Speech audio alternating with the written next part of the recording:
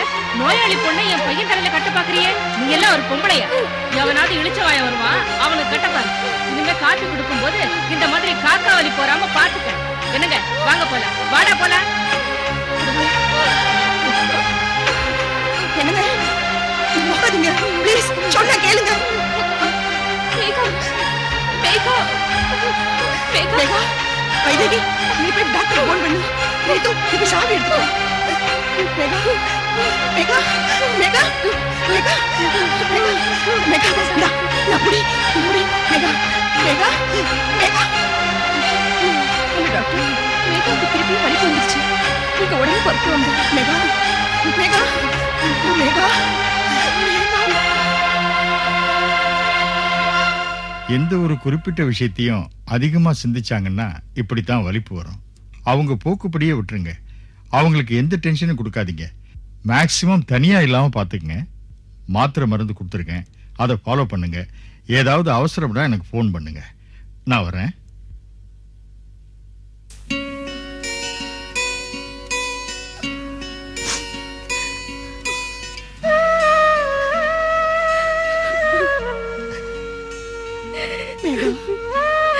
போதுமாமா, இவ்வளவு நாள் நம்ம வீட்டுக்கு மட்டுமே தெரிஞ்ச என்னோட நோய் இப்ப ஊருக்கே தெரிய ஆரம்பிச்சிருச்சு. இருக்குதானே கல்யாணமே வேண்டாம் வேண்டாம் தலைய அடிச்சுக்கிட்டேன். கேட்டியா நீ? 1000 பொய்ய சொல்லி ஒரு தாலியை கட்டுன்னு சொல்லுவாங்க. உன் வாழ்க்கை நல்லபடியா சந்தோஷமா அமையணும்னு நான் நினைச்சது தப்பாம்மா. நீ சொல்ற பொய் அல்ல, என் வாழ்க்கை நல்லா அமைஞ்சா பரவாயில்ல. ஆனா கல்யாணத்துக்கு அப்புறம் உண்மை தெரிஞ்சா என் வாழ்க்கையே நாசமாயிடாதம்மா. ஊனமான பொண்ண, உடம்பு சரியில்லாத பொண்ண, ஊமையான பொண்ண சினிமால வர கதாநாயகி வேணா கல்யாணம் பண்ணிப்பா. ஆனா நம்ம ஊர் மாப்பிள்ளைங்க இருக்காங்களே, மாப்பிள்ளை தேவாங்க மாதிரி இருந்தாலும் பொண்ணு மட்டும் ஸ்ரீதேவியாட்ட இருக்கணும்னு எதிர்பார்ப்பாங்க. அதனாலதான் சொல்றேன், இது என்னோட லாஸ்ட் வார்னிங். என் வாழ்க்கையில கல்யாணம்ன்ற அத்தியாயத்துக்கே இடம் இல்ல. கடைசி வரைக்கும் நான் உன் கூட தான் வாழ போறேன். எத்தனையோ பொண்ணுங்க, கல்யாணம் ஆகாத பொண்ணுங்க இந்த நாட்டுக்காக சேவை செய்யலையா? நானும் என்னோட மனசு அதுல ஈடுபடுத்தி கடைசி வரைக்கும் சந்தோஷமா வாழ போறேன். ஆனா உன் ஆசைய இந்த ஜென்மத்துல என்னால நிறைவேற்ற முடியாதுமா.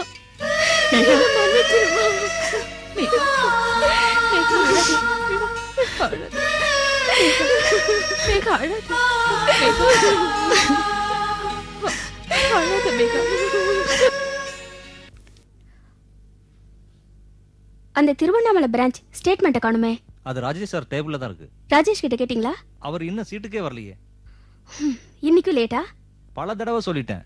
இது அவர் ரொட்டீன் ஆகிட்டாரு. ஓகே, ராஜேஷ் வந்தா உடனே வந்து பார்க்க சொல்லுங்க. Yes madam. யூ மே கோ.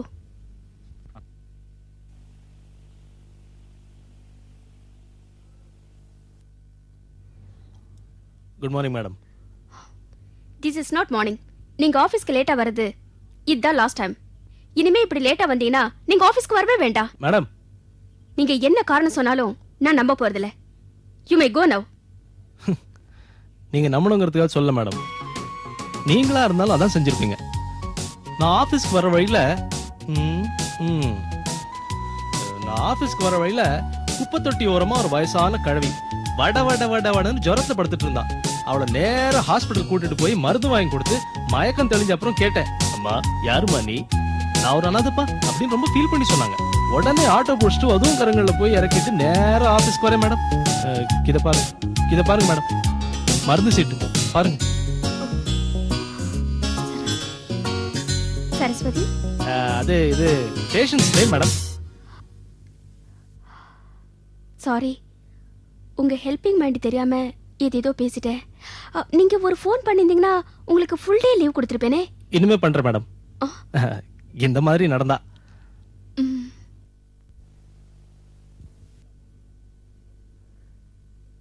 ஏண்டா மௌலி, கோர்ட்டுக்கு போல வீட்லயே உட்கார்ந்து கேஸ் கட்டு ஃபைல் எல்லாம் பாத்துட்டு இருக்க? போலப்பா, என் சீனியர் கேஸ் விஷயமா வெளியூர் போயிருக்காரு. ஆமா, எப்படி வக்கீல் உங்ககிட்ட அன்பா நடந்துக்கிறாரா? ரொம்ப நல்லவர்ப்பா. எவ்வளவு டவுட்ஸ் கேட்டாலும் சலிக்காம சொல்லி தராரு. ஒரு அப்பா போல அட்வைஸ் பண்றாரு.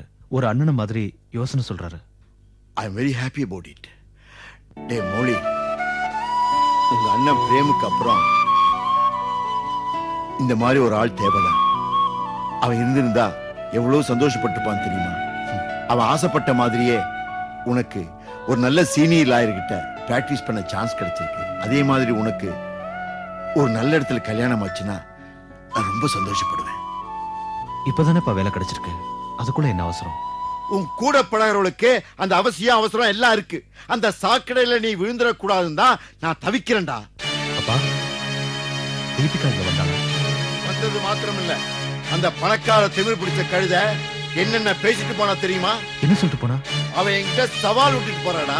இன்னும் 2 மாசத்துல உன்னை கல்யாணம் கட்டிக்குவலாம். நான் சொன்னேன், இத பாரு, என் புள்ள என் பேச்ச கேட்பானா உன் பேச்ச கேட்பானா போடின்ட்டேன். என்னப்பா சொல்றீங்க? என்னடா உள்ள மாமா அப்படின்னு ஆர்த்தி எடுக்க சொல்றியா? என்ன அதெல்லாம் நேரம் வரப்ப பாத்துக்கலாம்ப்பா. அவ ரொம்ப நல்ல பொண்ணு, பணக்காரிய பிறந்தாலே தவிர அவளுக்கு நிம்மதியே இல்ல. She has a very helping mind. போதுண்டா புராணம். இனிமே யாராவது இந்த வீட்டுல அவ பேச்ச எடுத்தீங்க எனக்கு கெட்ட கோபம் வரும். நானா எடுத்தேன்? யார் எடுத்தாலும் சரி, அவ இந்த வீட்டுக்கு மருமகளா வரக்கூடாது. இது என்னுடைய தீர்ப்பு. Keep it in your mind.